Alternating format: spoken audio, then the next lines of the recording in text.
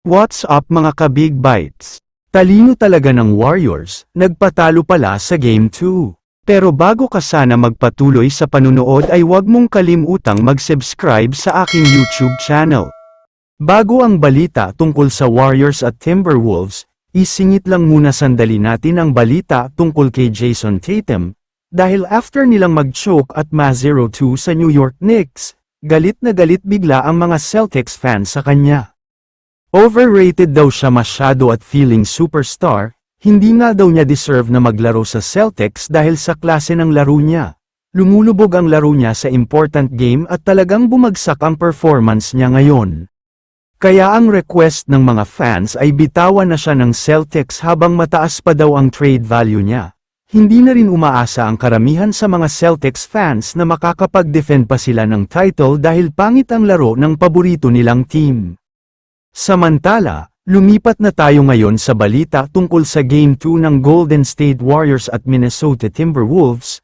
As expected ay hindi naglaro ang Warriors superstar na si Steph Curry dahil sa hamstring injury.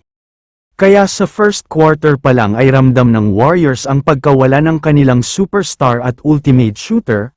Halos 6 minutes na kasi ang nakalipas sa first quarter pero 0 points pa din ang Warriors, puro mintis at turnovers. Kaya naman hindi na nakakapagtaka kung bakit sa laban na ito ay umabot sa mahigit 20 plus ang kalamangan ng Wolves. Mainit kasi ang opensa nila samantalang ang Warriors naman ay hindi alam kanino manggagaling ang opensa. Pero may isang part na gumawa ng major run ang Warriors, na ibaba nila ang kalamangan sa 7 points, pero after makapag-counter ang Wolves ay tila hindi na lumaban pa ang Warriors at hinayaan na lang nila matalo sila. Pero mukhang sinadya pala nila ito dahil sa dalawang bagay, una nga dyan ay ang pag-preserve ng energy. Hindi na nag-all out ang Warriors dahil alam nilang malabo na din manalo kaya hinayaan na lang nila at nagpatalo. Ang pangalawa naman dyan ay para punong-puno ang energy nila sa Chase Center Arena, gagawin nga daw nila sa Wolves ang ginawa nila sa Rockets, kung saan ipinanalo nila ang dalawang home games nila para makakuha ng 3-1 lead. Sa tingin ko naman ay capable pa din manalo ang Warriors sa serye na ito, lalo na kapag magbabalik na si Curry sa mga susunod na laban, sobrang unpredictable pa din ito kaya dapat talaga nating abangan ang mga susunod na mangyayari.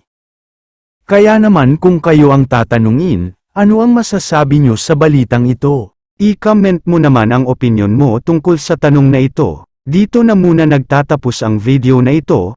Maraming salamat sa panunood mga ka-Big Bites. God bless sa inyong lahat.